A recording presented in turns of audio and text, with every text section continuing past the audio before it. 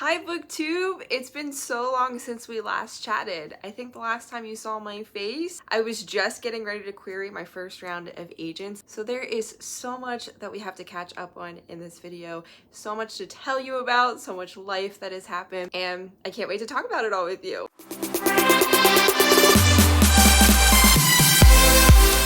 Okay, so first things first, life has finally calmed down for me, so we can sit here and we can have a little chit chat. But in case you didn't know, I had two book conventions that I went to as a signing author that felt like they were back to back. They were about a month apart, so they really felt like they were back to back. One was in Sandy, Utah. It was the first installment of Romance Out West, and the other was last weekend in Utica. It was called Romance in CNY, and again, I think that was the first time that that convention had been put on too. They were two very fun conventions to go to as a signing author. First of all, what a dream come true that I got to be there as an attending author and meet so many new readers. At Utica, I met a reader who already knew me. That was really cool. But one of my favorite things as an author is getting the chance to meet you guys in person, and every time I do, it feels like it just kind of like heals something in me. It's also part of the reason I started publishing in the first place. I started writing for me,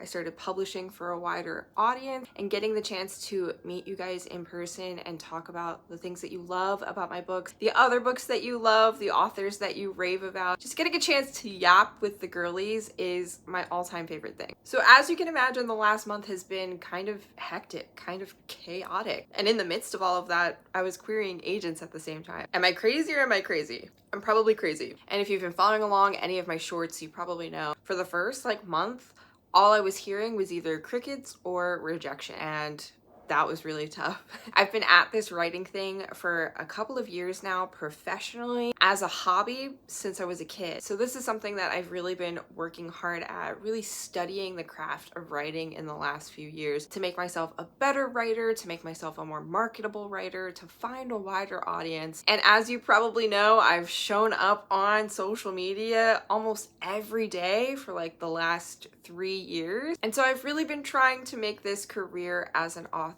work. Part of the reason I wanted to go the traditional route was so that I could start reaching a wider audience, and also so that I could start having a team of people behind me and not just it be me doing everything from the writing to the editing to the actual interior formatting of the books to the marketing. I'm just in a place where I'm craving a little bit more support. So for the first month to only be getting rejection and or not hearing anything back, that was pretty tough. That was a rough ride, I'm not gonna lie to you guys. No matter how grounded I went into this situation, it's not that the rejections felt personal so much as I felt, man, I wish just one person would take a chance on me because I know my writing's worth it. I know this book is worth it. I just feel deep in my bones that I could make such an impact on my readers and more readers if I was given the opportunity to. So to only be hearing no for the first 3 or 4 weeks was hard. It's not that I felt like, okay, I can't do this. It's not that I felt like it's never gonna happen for me. I just kind of felt like, okay, but when is it gonna happen? You know what I mean? That impatience of waiting. Kind of feeling like a kid the night before Christmas where I'm like, okay, but I know this thing is probably coming soon, and it's this thing that I've really been wanting for a really long time. How do I wait? How do I wait in this uncomfortable phase of uncertainty? And it turns out the answer is you just do. I have no other advice for you than to stay busy in other forms. For me, I thought maybe I could get right back into writing a new book. Turns out I did not want to do that. As soon as I was done with this book and sending it off, I didn't want to think about writing in any sense of the word. It wasn't feeling too fun at the moment. It was feeling very career driven, obviously, and I was just kind of burnt out a little bit. So I haven't been writing too much. And on the other side, I feel like I haven't been reading as much as I usually do. I can usually crank out about 12 books a month, 10 to 12 books a month, and for both March and April, I think I sat somewhere between 6 to 9 books each month. So clearly my brain was like, we just need a pause. And so I threw myself into other things, not only these author signings, but just spending more time with the people that I love who support me no matter what, and just kind of trying to take my mind off of it, which can be a really hard thing to do. Okay, as a querying author, all you find yourself doing is checking your emails constantly. For me, once I got that first round of rejections, obviously I went back in and started searching for more agents to query, so there was even more research going into it. I just found myself wanting to obsess over the entire process, so I knew I had to pull back, find some other things that made me feel happy on the inside, and just take some time for myself. But I'm super happy to report that a few days ago I got my first full request for a manuscript, and oh my gosh, you guys, the relief that I felt in that moment. A waterfall of happy tears sprung out of my eyes, and I texted all of my closest friends and family who obviously knew that I was querying, and just kind of sat in that moment celebrating for quite some time before I decided to announce it to the internet. But I don't know if I actually have the words to kind of capture what that moment felt like for me. It was just this overwhelming feeling of like, fucking finally. Like, I feel like I've been working so hard at this. I feel like I put my heart and my soul into every single book that I put out there. I gave this one even more time and attention because I knew this was the one that I was going to query with. These characters mean so much to me. The story means so much to me. And to finally have somebody look at it and say, oh, this is interesting, I want to read more, just kind of felt like the confirmation that not only was I heading in the right direction, but that I could keep going, you know? I felt like, okay, I can keep hearing no, I can keep getting these rejections because I know somewhere down the line, somebody's gonna say yes. Somebody's gonna like this, somebody's gonna want to work with this, and then all it takes is one yes to get the dream in motion. So then after that, I felt a renewed sense of hope, and I went back in and decided to query even more agents. I was originally doing like 15 a month, but after I got that first yes, I felt like, okay, my query letter is obviously doing its job. I know my opening pages are doing its job. So I decided to cast a little bit of a wider net because there is such a long period of waiting that happened. So I think I'm up to about 50 agents queried now. And for the most part, I just haven't really heard back from anybody. And that's okay. I understand that agents are people too. I'm sure their query inboxes are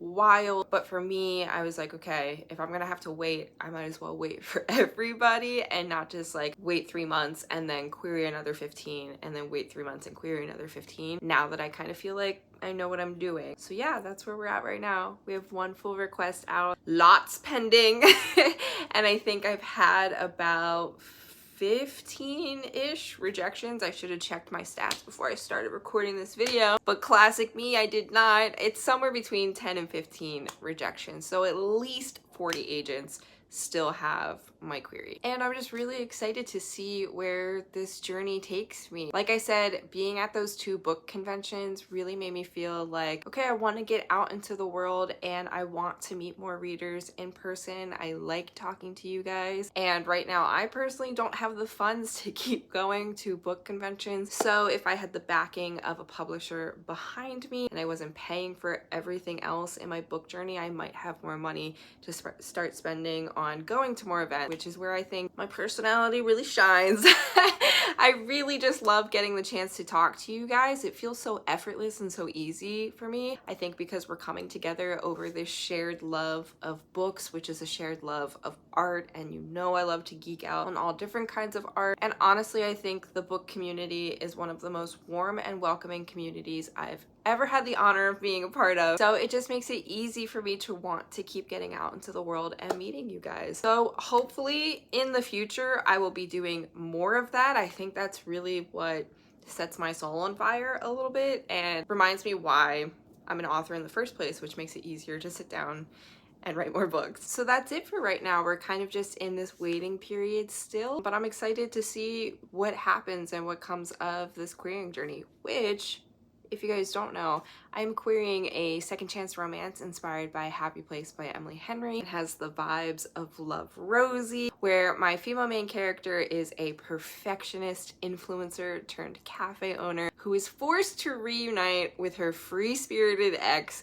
for one chaotic week in New York City because of their meddling best friends. They both think the other is thriving without each other, and they will come to find out that they are very, very wrong. There's a lot of tension passion and yearning and banter, but there's also this deeper conversation of missed chances and timing and the people who shape us. As with everything I write, it's a pretty emotional read, but this one airs more on the side of rom-com. I did try to throw more comedy into this one than my previous books, and I'm just so excited for the chance to share it with you guys. I am obsessed with both of these main characters. My female main character is the type who feels like she has to do it all on her own, and my male main character is the one that always comes in and is like, you don't have to, I'm here for you, I will support you in whatever you need.